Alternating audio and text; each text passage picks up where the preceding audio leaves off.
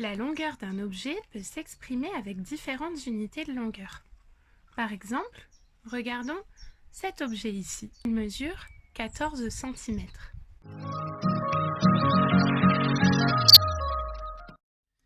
Voilà, j'ai représenté 14 cm.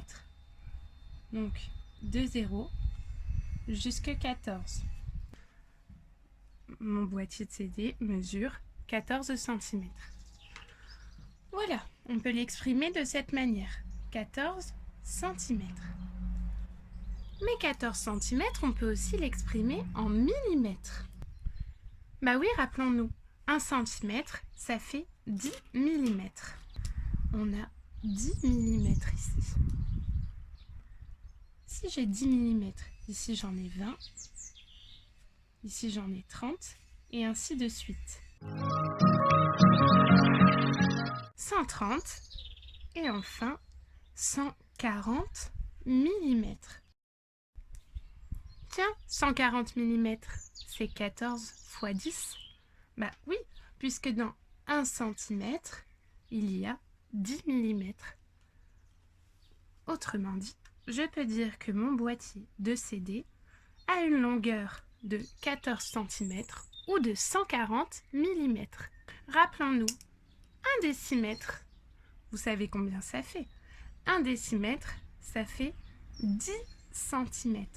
La partie verte ici représente à la fois 100 mm, 10 cm ou 1 décimètre.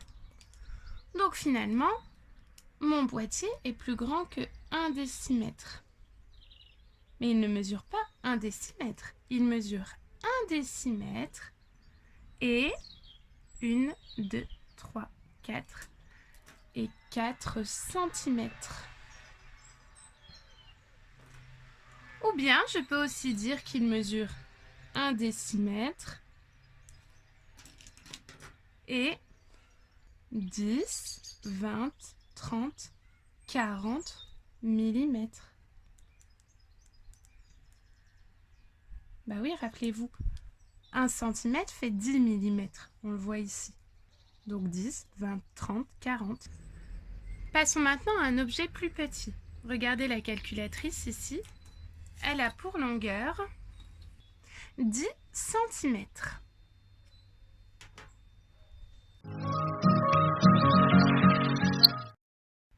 On peut donc noter 10 cm.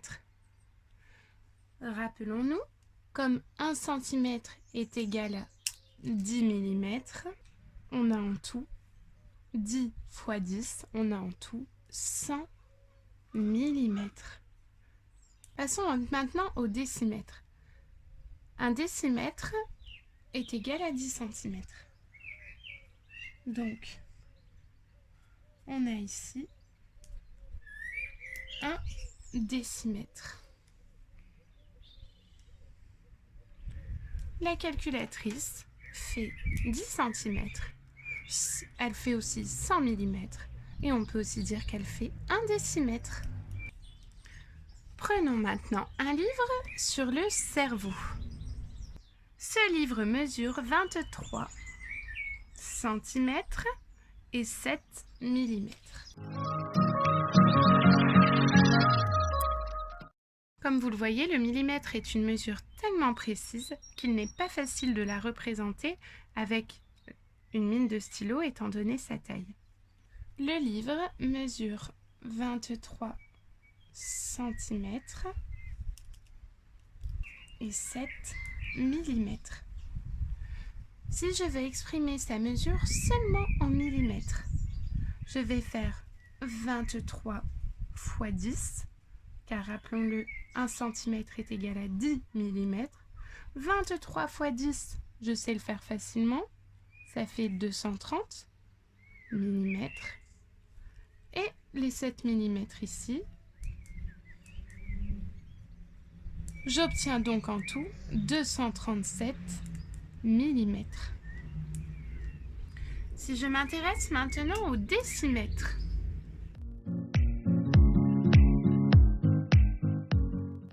On constate ici que j'ai 2 décimètres. Il faut ajouter à cela 3 cm et 7 mm. Je peux aussi dire 2 décimètres et puisque 3 cm est égal à 30 mm et 37 mm par exemple. Voilà la mesure de mon livre. Mesurons maintenant une plaque de chocolat. C'est le plus intéressant. Alors, la plaque de chocolat mesure 19 cm. 19 cm, on fait x10 pour l'obtenir en millimètres, on a 190 mm.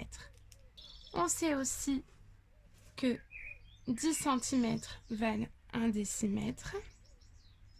Donc on a 1 décimètre et 9 cm. On va vérifier cela sur la feuille. Ici j'ai bien 1 décimètre. Il me reste ici 9 cm. Elle fait presque 2 décimètres mais pas tout à fait. Il lui manque 1 cm. On peut encore l'écrire autrement. 1 décimètre.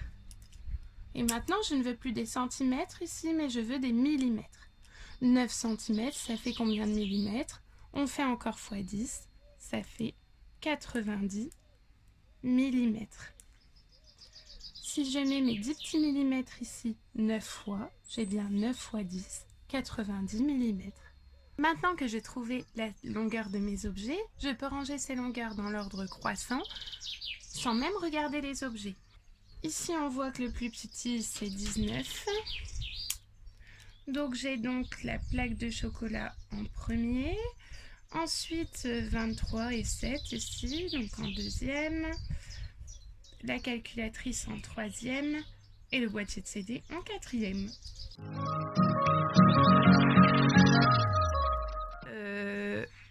Non. Il y a un problème dans mes longueurs, là. Lui, c'est le plus gros. Pourquoi il se retrouve en deuxième position?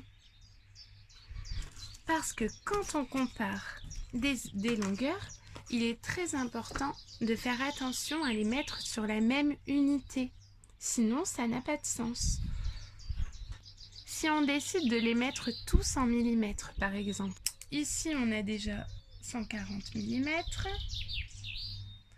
23 cm et 7 mm. Rappelons-nous, pour obtenir des millimètres à partir des centimètres, il faut faire x10. Donc j'ai 230 mm et 7 mm. C'est pareil que de dire 237 mm.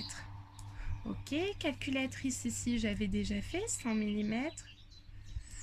Et la plaque de chocolat, 19 cm, donc 190 mm. Là, on les a tous avec la même unité de longueur. Ah, là, ça va mieux. On regarde si je les mets l'un sur l'autre. Niveau des longueurs ici, je vois bien que celle-là est la plus petite, ensuite celle-ci, ensuite celle-là, et enfin le livre. Là, j'ai réussi ma mission parce que j'ai tout mis sur la même unité de longueur. Intéressons-nous maintenant à un objet plus grand. Voici un bâton du diable qu'on utilise en général dans les activités de cirque. Alors, cet objet, il est tellement grand qu'on ne peut pas le mesurer avec une règle. Je vais donc reprendre mon mètre. Je constate que mon bâton se situe entre 6 et 7 décimètres. Je constate ici qu'il mesure 6 décimètres et 7 centimètres. Ce qui fait aussi 67 centimètres, puisque 1 décimètre égale 10 centimètres. Et il fait donc 670 millimètres. Comme tu le sais, l'unité de référence, c'est le mètre. Pour pouvoir convertir les longueurs, il est important que tu gardes ces égalités en tête. Tu vas voir, elles ne sont pas difficiles à retenir. 1 mètre égale 10 décimètres. Décimètre, ça ressemble à 10. 100 centimètres. 1 mètre égale 100 centimètres. Là, encore une fois, c'est facile. Dans centimètres, tu entends 100. 1 mètre est égal aussi à 1000 millimètres. Pareil, dans millimètres, on entend le mot 1000. Donc cette égalité ici, il est important que tu la retiennes. Tu peux la noter à chaque fois dans les exercices sur une feuille de brouillon. Ça te permet de retrouver les autres égalités.